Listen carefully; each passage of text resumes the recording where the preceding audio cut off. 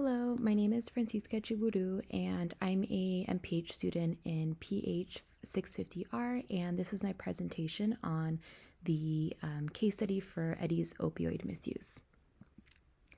My background is in disease surveillance and case investigation, but I do have experience working in a community health clinic that helped serve vulnerable populations, so it helped provide me a little bit of insight for this project.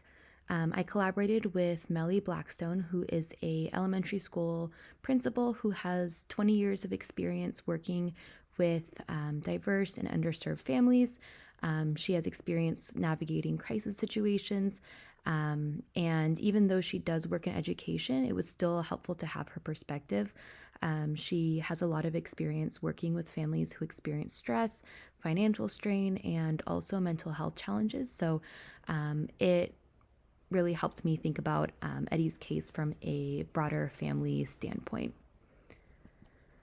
Together, we reviewed the opioid misuse case study to identify missed opportunities and to develop recommendations using an interpersonal lens.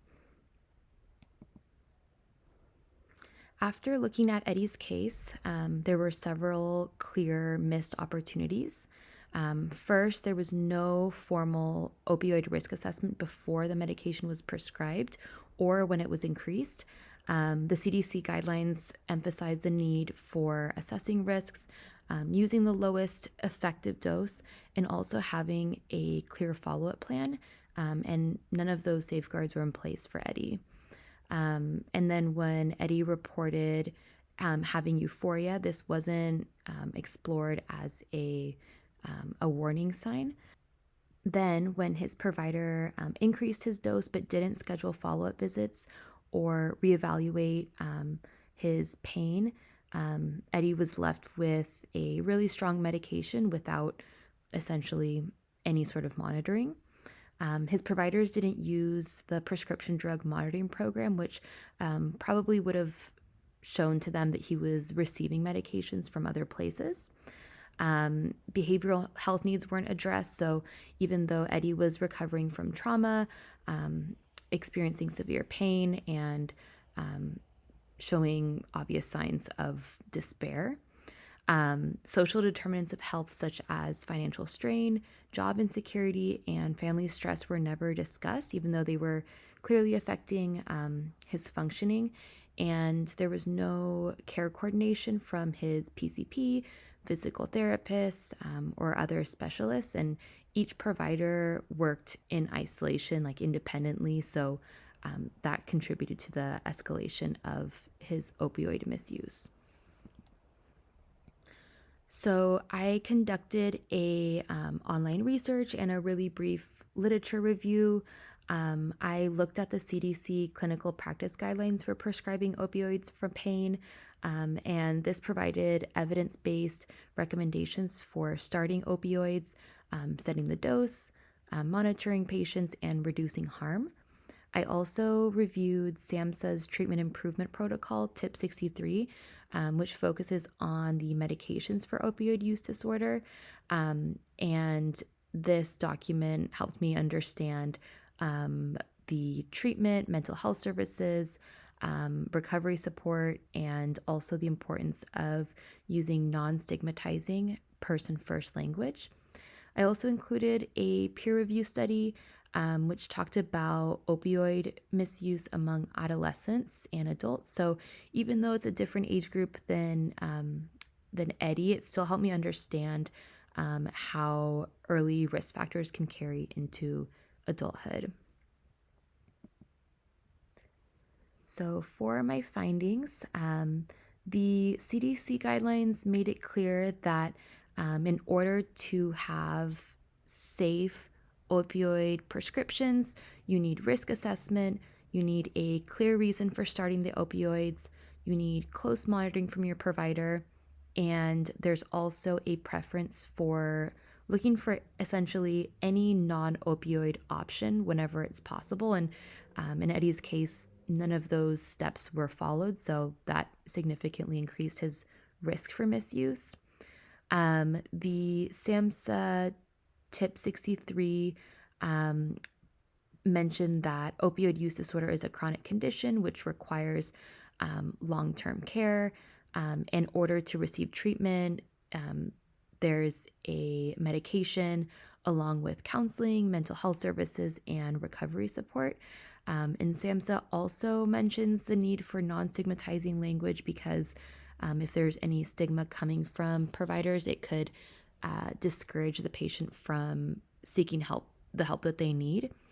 And lastly, the peer review article found that opioid misuse often begins early in life, and it's strongly associated with chronic pain, mental health challenges, and social stressors. So we saw all of those were present with Eddie.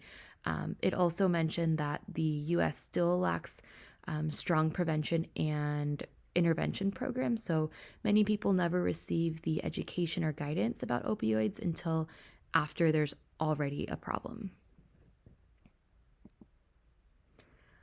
I developed several recommendations based on the social ecological framework.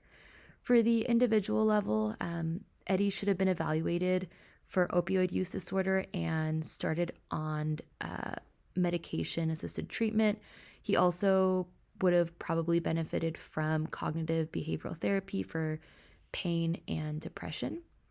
On the interpersonal level, because this affects Eddie's whole family, there could have been family counseling, social support services. My project partner also mentioned that families under stress can also struggle with communication and other routines. So having that structured support could help stabilize some of that, the home environment struggles. On the organizational level, Eddie's primary care provider should have followed CDC guidelines by using risk assessment, checking the PDMP, and also probably referring him to behavioral health early in the treatment. On the community level, his family should have been connected with community resources, so things like financial assistance programs, mental health services, and also addiction recovery groups or something similar.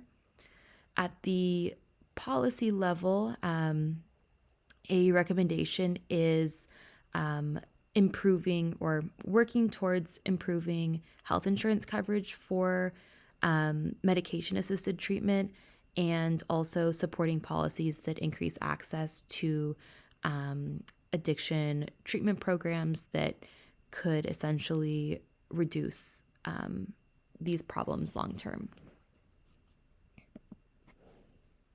So what could have been done differently?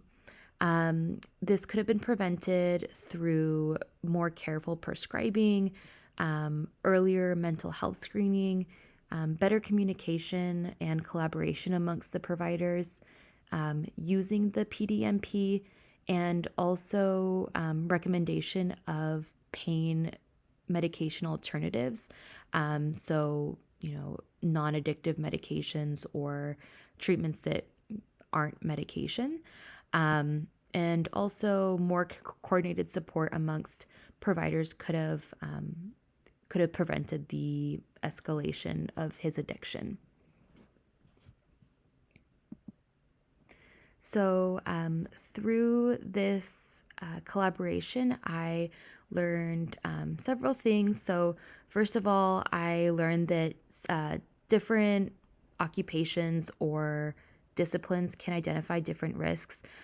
So working with someone who is in a different professional field than me helped me view Eddie's case in a different lens, a little bit more family and community focused. I also learned that communication is essential. So when professionals work in independently or in isolation, important things like, Eddie's situation can fall through the cracks, and that's a missed opportunity for intervention. I also learned that family context matters. So understanding the family environment can be helpful for both prevention and treatment. And a lot of families struggle to navigate healthcare system, especially when there's problems that are arising. So um, I learned that, you know, providers should be helpful in providing clear um, resource referrals. And here are my references.